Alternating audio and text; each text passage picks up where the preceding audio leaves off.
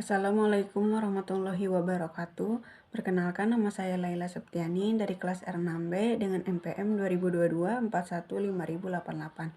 Di sini saya akan memaparkan hasil UTS yang telah saya kerjakan.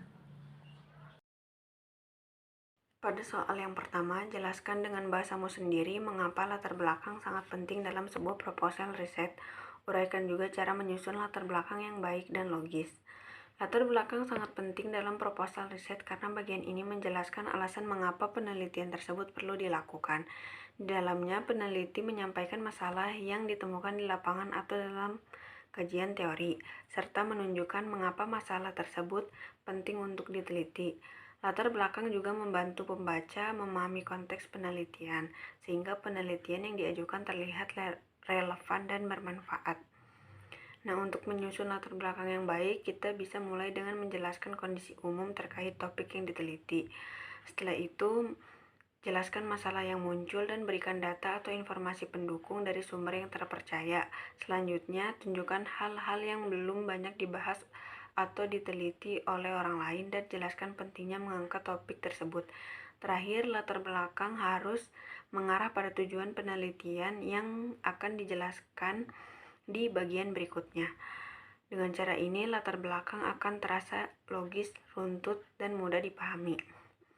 Untuk soal nomor 2, jelaskan dengan bahasamu sendiri bagaimana cara menyusun identifikasi masalah yang baik dan logis. Yang pertama, memahami topik secara menyeluruh. Memahami topik atau fenomena yang ingin diteliti dengan cara membaca beberapa sumber, baik dari buku-buku, jurnal, maupun artikel. Yang kedua, mengamati fakta dan fenomena, yaitu mengamati fakta-fakta yang ada di lapangan atau berdasarkan data, lalu mencari ketidaksesuaian, tentangan, atau sesuatu yang belum jelas. Yang ketiga, menentukan fokus masalah.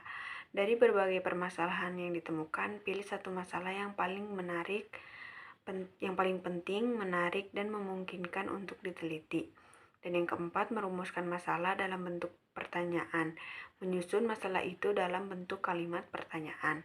Dan yang kelima, memastikan masalah bersifat logis dan relevan, atau mengecek ulang apakah masalah yang diidentifikasi masuk akal berdasarkan fakta dan relevan. Selanjutnya, pada soal nomor 3, jelaskan bahasamu mengapa perlu batasan masalah. Uraikan juga cara menyusun batasan masalah yang baik dan logis. Batasan masalah sangat penting dalam sebuah penelitian atau penulisan karya ilmiah karena berfungsi untuk memperjelas ruang lingkup pembahasan yang akan dilakukan. Tanpa batasan masalah, pembahasan bisa menjadi terlalu luas, tidak fokus, dan sulit diselesaikan secara tuntas. Dengan adanya batasan masalah, peneliti dapat lebih terarah dalam mengumpulkan data, menganalisis, dan menyusun kesimpulan yang sesuai dengan tujuan awal. Berikut ini cara menyusun batasan masalah yang baik dan logis. Yang pertama, menentukan ruang lingkup yang jelas agar fokus penelitian terjaga. Yang kedua, sesuaikan dengan kemampuan waktu, sumber data yang ada. Yang ketiga, berdasarkan identifikasi masalah yang sudah dibuat. Dan yang keempat, gunakan kalimat tegas dan spesifik, hindari yang terlalu umum. Dan yang kelima, pastikan konsisten dengan tujuan dan rumusan masalah penelitian. Pada soal nomor 4, jelaskan dengan bahasamu sendiri bagaimana hubungan antara rumusan masalah dan tujuan penelitian. Uraikan juga cara menyusun rumusan masalah dan tujuan penelitian untuk riset kuantitatif yang baik. Hubungan antara rumusan masalah dan tujuan penelitian itu sangat erat karena keduanya saling berkaitan dan saling mendukung. Rumusan masalah adalah pertanyaan-pertanyaan yang ingin dijawab melalui penelitian, sedangkan tujuan penelitian adalah pernyataan yang menjelaskan apa yang ingin dicapai dari menjawab pertanyaan tersebut. Selanjutnya, cara menyusun rumusan masalah kuantitatif yang baik. Yang pertama, menentukan variabel-variabel yang ingin diteliti, contohnya motivasi belajar, penggunaan media pembelajaran, dan lain-lain. Yang kedua, tentukan hubungan antar variabel, misalnya apakah ada pengaruh, apakah ada hubungan, seberapa besar pengaruhnya. Dan yang ketiga, buat pertanyaannya yang jelas, padat, dan terarah. Gunakan kata kunci seperti apakah terdapat, adakah, dan lain-lain. Dan yang keempat, pastikan rumusan masalah bisa dijawab melalui data yang terukur, data kuantitatif, bukan opini atau perasaan. Selanjutnya, cara menyusun tujuan penelitian kuantitatif. Yang pertama, berdasarkan rumusan masalah yang telah dibuat, ubah bentuk pertanyaannya menjadi kalimat pernyataan. Yang kedua, gunakan kata kerja operasional seperti untuk mengetahui, untuk menguji, untuk menganalisis, untuk mengukur, dan lain-lain. Yang ketiga, jumlah tujuan penelitian sesuai dengan jumlah item rumusan masalah. Dan yang keempat, fokus pada hasil yang ingin dicapai secara spesifik dan dapat diukur secara kuantitatif. Selanjutnya, pada soal nomor 5, susunlah dalam versi ringkas uraian terkait bab 1. Pendahuluan yang berisi latar belakang, identifikasi masalah, batasan masalah, rumusan masalah, tujuan penelitian, dan kegunaan penelitian. Dengan judul sebagai berikut, pilih salah satu. Judul yang saya pilih yaitu pengaruh gaya kognitif terhadap kemampuan berpikir kritis IPA. Berikut ini adalah latar belakangnya. Pada paragraf pertama itu berisi tentang pengertian pendidikan. Pada paragraf kedua berisi tentang pengertian biologi. Pada paragraf ketiga berisi tentang pengertian sistem ekspresi. Pada paragraf keempat berisi tentang pengertian kemampuan berpikir kritis dan permasalahan terkait kemampuan berpikir kritis IPA pada materi ekspresi. Pada paragraf 5 berisi tentang solusi dari permasalahan dan pengertian gaya kognitif. Pada paragraf 6 berisi tentang keunggulan gaya kognitif. Dan pada paragraf ke-7 itu berisi tentang kekurangan gaya kognitif. Selanjutnya, ini adalah daftar pustaka yang saya pakai pada latar belakang. Selanjutnya ada identifikasi masalah. Itu yang pertama, bagaimana pendidikan dapat mengembangkan potensi siswa secara menyeluruh. Yang kedua, mengapa pemahaman sistem ekspresi penting dalam pembelajaran biologi. Yang ketiga, bagaimana siswa memahami fungsi organ ekspresi untuk menjaga kesehatan. Yang keempat, apa penyebab rendahnya kemampuan berpikir kritis siswa pada materi ekspresi. Yang kelima, bagaimana gaya kognitif mempengaruhi pemahaman siswa terhadap materi biologi. Yang keenam, apa keunggulan teori kognitif dalam meningkatkan kemandirian dan kreativitas belajar siswa. Dan yang ketujuh, apa keterbatasan teori kognitif dalam proses pembelajaran dan dampaknya terhadap pemahaman siswa. Dan yang terakhir, apakah terdapat pengaruh gaya kognitif terhadap kemampuan berpikir kritis IPA. Selanjutnya ada batasan masalah.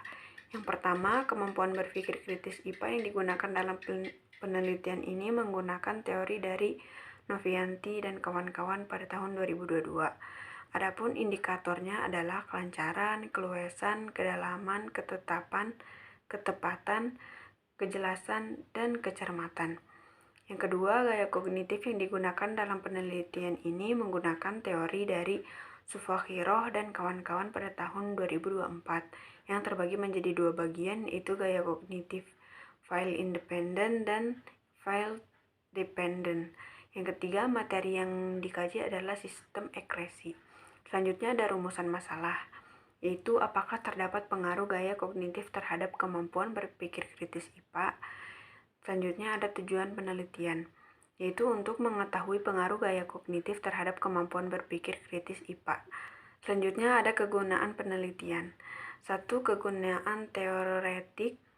Penelitian ini diharapkan dapat dijadikan referensi lanjutan terkait penelitian serupa, yaitu mengenai pengaruh gaya kognitif terhadap kemampuan berpikir kritis dalam pembelajaran IPA. Dengan adanya penelitian ini diharapkan dapat memperkuat teori-teori sebelumnya mengenai peran gaya kognitif dalam proses berpikir dan pengambilan keputusan siswa.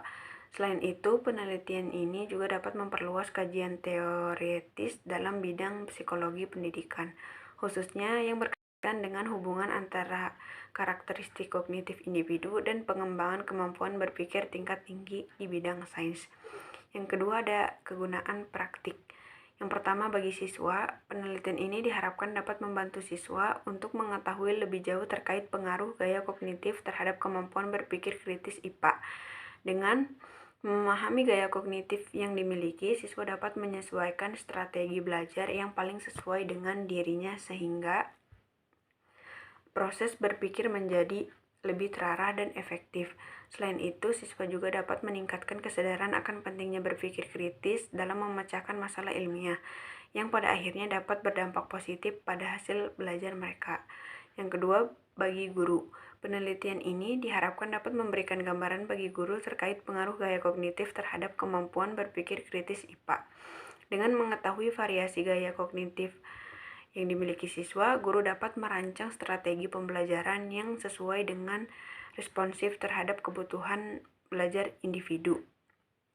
Hal ini akan membantu guru dalam mengembangkan metode pengajaran yang tidak hanya menyampaikan materi, tetapi juga mendorong siswa untuk berpikir secara kritis, logis, dan analitis dalam memecahkan permasalahan ilmiah. Yang ketiga, bagi sekolah. Penelitian ini diharapkan dapat dijadikan bahan rumusan kebijakan sekolah terkait pengaruh gaya kognitif terhadap kemampuan berpikir kritis IPA. Dengan adanya kebijakan yang mendukung pendekatan pembelajaran yang beragam dan responsif terhadap perbedaan kognitif siswa, sekolah dapat menciptakan lingkungan belajar yang lebih inklusif dan efektif. Kebijakan ini juga dapat mendorong pelatihan bagi guru dalam menerapkan strategi pembelajaran yang mampu mengasah kemampuan berpikir kritis siswa, sehingga kualitas pendidikan IPA di sekolah dapat meningkat secara menyeluruh. Dan yang terakhir, bagi peneliti. Penelitian ini diharapkan dapat memberikan pengalaman yang berharga bagi peneliti terkait gambaran penelitian pendidikan mengenai pengaruh gaya kognitif terhadap kemampuan berpikir kritis dalam pembelajaran IPA.